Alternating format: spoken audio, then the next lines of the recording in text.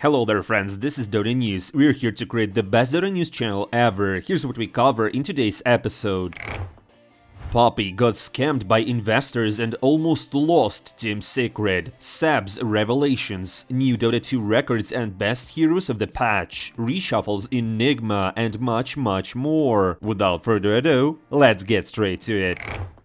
And we will start our episode with Miracle, who finally finished calibration in Dota on his main account. After playing 24 matches, Miracle ranked 13th in the ladder. His overall win rate is 45.8%. The best hero was Faceless Void, on which Miracle played 5 times with a win rate of 60%. Miracle also played on Troll Warlord and never lost in 4 games. It's also very interesting that Miracle hasn't played a single game on Arc Warden, which he got so often in official matches. Does Nigma not give him the choice of who to play on, or he's just tired of the hero? By the way, if you haven't seen our video about the story of Miracle, the Wonder Boy, we advise you to watch it. The hint will be open on the top right corner. Returning to the topic of peak heroes for Miracle, it should be noted that many pro players and streamers and overall Dota personalities have said that the main problem with Nigma is Kuroky, who is in charge of drafts. Gorgc, for example, I know guys, you love him very much, doesn't understand why Kuro doesn't want to move up to coaching. He said the following: "Why doesn't Kuroky just want to become a coach? I'm not saying he's Nigma's biggest problem, but why not try to become a coach? I don't understand this. Just get yourself a top 100 Russian young support and get yourself chilled. Dude, you're already 33 years old." And you know what guys, it's hard to disagree with Gorgc here, because Kuro is basically a player and a coach. He's in charge of drafts and has his own vision of the game, which is quite outdated. Often Nigma's game is built around strong mid and carry. Most of the resources on the map are given to Miracle, but he can't realize them in a fight because of the mistakes of his teammates and the overall snowball of their opponents. You just can't play 4v5 now, as they did a couple of years ago. Sometimes even crucial, vital fights are called by Kuroky and they become a mistake, a game-changing mistake. And you know what? Why don't, for example, consider Chu, who played and worked as a coach in OG, Yamich, for example, who recently benched on Team Secret, or, for example, Sweden Strong, or anyone else. Guys, it's so obvious. And if you want to consider players from Europe, you can try Fata, the former captain of Tundra, or Yabzor, with whom Miracle has already played before and more than once. And by the way, Yabzor is streaming right now, so I guess he's kinda ready to be back again, or at least Kuro can ask him. And I also want to point out that the list of players is expanding due to the fact that in Nigma, position 5 and position 4 supports are constantly changing lanes, which might also be one of their main problems. But anyways, guys, what do you think about all this? Write your thoughts in the comments below, let's discuss. And speaking of Nigma, we already know who are their new offlaner and position 4. In their official announcement on Twitter, Nigma posted a photo with the caption, "Guess who joined us on the bootcamp?" And the photo shows FBZ and Matthew. I mean, both players have a very high level of play and show themselves well on the offlane. It's still hard to say if they will fit in, but it's good to see that Kuroky will finally be able to play in full support instead of constantly being paired with semi-supports. I also wonder how well Matthew, who is used to the very aggressive and active style of play of Latin American teams, will fit into Nigma. In any case, it seems that this is a clear reinforcement for the team. I mean, I hugely respect Ghost and Roman, but as I said in the previous video, they just didn't work out with Nigma. And what do you think, guys? Do you think Nigma will now shine? Hit the like button if you think that Kuroky should be taken out of the roster, like, forever. I know, guys, it's a thick bait, but what can you do? I need impressions. Also, on one of his streams, Gorgc again raised the topic of smurfs and decided to comment on Grubby's words. I will remind you that Grubby proposed to weaken the punishment for pro players and make smurfing more legal for them. And here's how Gorgc reacted to it. First of all, this is not Warcraft 3. And we do have, like you said, it was hard to find opponents to practice against, and they might betray you. We do have scrims, and they do get to practice. So it's not like you don't, and them betraying you, that's usually that usually gets you blacklisted from scrims. If people figure out that you've been betrayed, like they leak your strats and stuff, you don't scrim against those people ever. No, everybody gets blacklisted then, you know. But also, pros are not anonymous. On Dota 2 Pro Tracker, we have all the pros. Most of the pros are here, you know, on their smurfs, like Nightfall. Here, his 5 smurfs are listed. He used to have 7, I don't know what happened.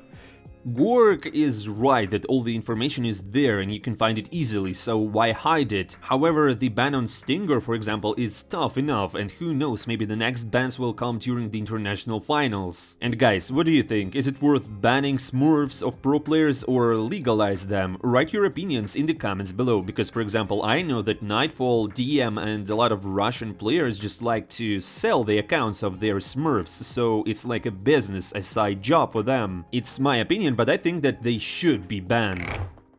But anyways, apparently because of the whole situation with smurfs, most of the pro players moved to their main accounts. And precisely because of that, we see more and more records set for average MMR in matches, and recently a match was played where the average rating is 12,017 MMR. Just look at the teams: Satanic, Thompson, ATF, Munkushi versus Skitter, Malrin, Melody, Decalis and Whiteman. Thompson's team, Radiant here, led the whole game and ended the match at 31 minutes with a score 47-23, and the MVP was given to Satanic on Anti-Mage. In the course of the match, the only lane that could be won was Dire's mid, and it's surprising that young Malrin was able to stand so easily against the 2-time TI champion Thompson. Although maybe it was because of the picked heroes, because Malrin was playing Razor and Thompson was playing Caudal, especially considering that Keeper of the Light is much stronger than Razor, well, at least according to Jenkins, with his new tier list. Surely there's a lot of factors influencing the victory on this or that hero, but usually Jenkins' lists are very objective and often correct. So guys, let's look at his latest list with the best mid laners of the patch. It clearly shows that the best heroes here are Ember, Meepo and Arc Warden, and it's hard to argue with that. If you look at the most of the games from the pro scene, the same Ember in the right hands destroys almost everything. A little worse would be Lina, Timber, Pangolier, Puck, Invoker, Wyvern and Druid. And here's the funny thing, the worst heroes are the best heroes of the previous patches: Dazzle, Necrophos, Lashrak and Tinker. It's clear that in addition to strong heroes there must be a strong player, but we can definitely say that Malrin and Quinn will show an even higher level of play on their signature heroes. And apparently Gaming Gladiator's mid laner decided to boost MMR on his signature heroes, otherwise how can you explain that Quinn became the best player of the European ladder, overtaking Watson by the number of MMR? Over the last 8 days, the American mid laner has played 48 games with an incredible 66.7% win rate, that's 2/3. The best heroes in his hands were Puck, Timber and Ember, on which Quinn played the most games. The next tournament where Gladiators will be playing will be BB Dacha, and we're looking forward to see the high level of play from Quinn on mid lane. But if in Europe the best player is Quinn from North America, in Southeast Asia nothing changes for a long time. And 23 Savage just holds the leading position as always. And you know what, I guess the better the player in the ladder is, the more trash talky they are, because both 23 Savage and Quinn just like to do it. And you know what guys, 23 Savage had a fight with Gabbi after an inappropriate tip from the ladder. All this situation could be seen on Cuckoo's stream, who was very amused by this situation.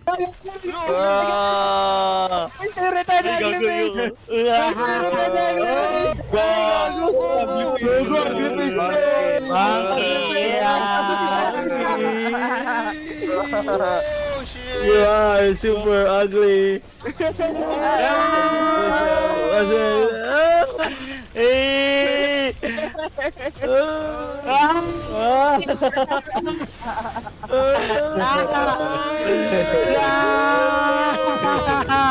You're ugly though.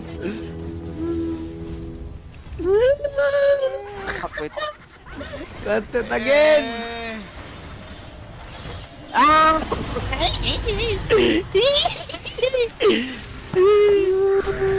Hoy, ito! Oy, okay na kayo na mo! Tangina mo! By the way, how do you feel about trash talk, guys? Do you often tip your enemies in pubs? Write your funny and interesting stories in the comments below. I personally like most of all to tip Pudge players who miss hooks, or the revenge tips when you're losing the lane, but anyways, in the end you win. By the way, another carry playing in Southeast Asia was left without a team. Raven was kicked out of Blacklist International, which became known from Twitter. The player was in the team for more than a year, but apparently the latest failures led to reshuffles and the player left. It is not yet known who will replace Raven in the roster and where he will go next. In any case, we wish both the player and the team good luck and success in the future. But there's more reshuffles to tell. This time there are rumors that Planet may return to eHome. Chinese Dota in a nutshell reported this on Twitter, supporting this information with a screenshot of Planet's message, where it is written that the team will soon reassemble in the old lineup and very soon they will play in open qualifiers. It is still unknown how truthful this is, as all the players of that roster have already been taken to different teams, but let's hope that soon there will be more information on this subject. But now, guys, let's talk about the team that had the best reshuffle season, and that's obviously OG. We have already said that many times before in the past videos that with the arrival of Whisper and Ari, the results of the team have improved a lot, and Hazu also said so. I will quote, "Of all the European teams I've seen, OG looks the best, especially compared to what it was before, which was bullshit. But they look pretty good now, some proper things are happening there. They went to BB Dacha and were the first to qualify for Dream League 22, so there's something impressive going on there. And guys, I personally think that OG have grown a lot in game plan and really showed decent results. But do you think they will be able to perform as well against stronger teams? Because, you know, it was all just qualifiers for now. Give us your opinions in the comments below. But no matter what the results of OG players are now, sometimes sacrifices have to be made for a pro player's career, and the legendary Sab talked about his sacrifices. He told what he had to do in order to achieve such results. Sab said that he had to divide his time between friends, family and training. And when he was with his family or friends, he was always tormented by the idea that his opponents were now training and they will be much stronger and better. In fact, for the sake of any achievement, you have to make sacrifices, different ones, but only a few are willing to do it. And unfortunately, it doesn't always bring results.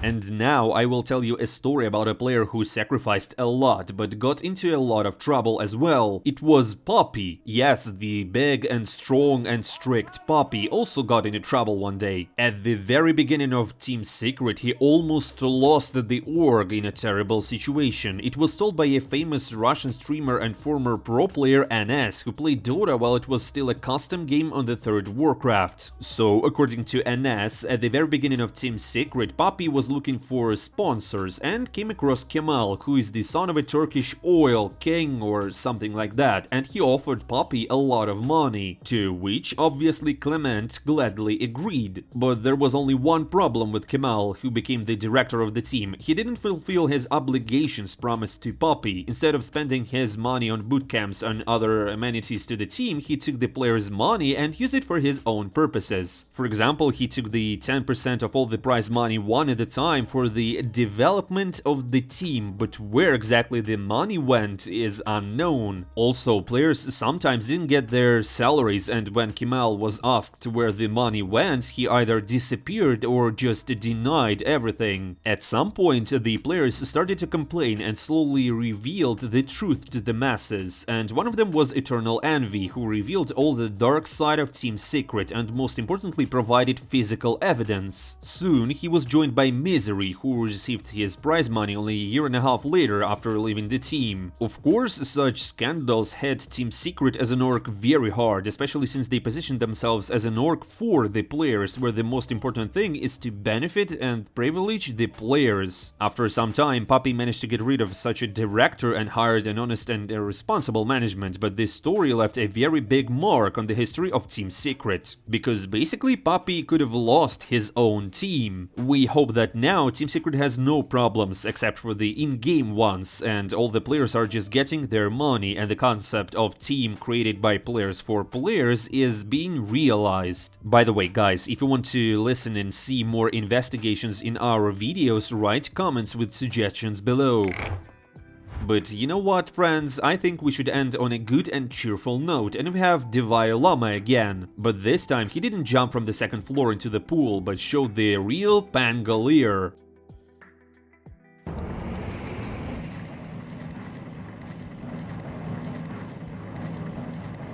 Beep beep! Imagine you're just trying to play Dota on mid lane and you see Davai Lama rolling out up to you. You don't even want to try to defeat such a power, it's better to just write GG immediately.